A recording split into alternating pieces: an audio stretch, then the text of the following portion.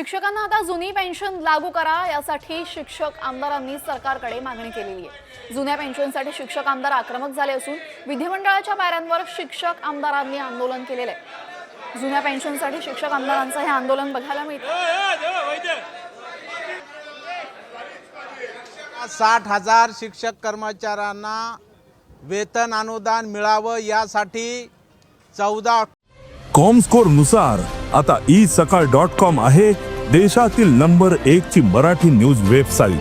October 2024 रोजी शालेय शिक्षण विभागानं निर्णय घेतलेला आहे, GR काढलेला आहे, परंतु अद्यापर्यंत त्यासाठी आर्थिक तरतूद न झाल्यामुळं आज 60,000 शिक्षक कर्मचारी वेतनापासून वंचित आहेत। त्यामुळे आज आम्ही सर्वपक्षीय शिक्षक आणि पदवीधर आमदार मिळून या ठिकाणी पायऱ्यावरती आंदोलन करतोय की किमान उद्याच्या अर्थसंकल्पामध्ये या सर्व शिक्षक कर्मचाऱ्यांना वेतन देण्यासाठी आर्थिक तरतूद करावी, ही मागणी आम्ही या ठिकाणी घेतली।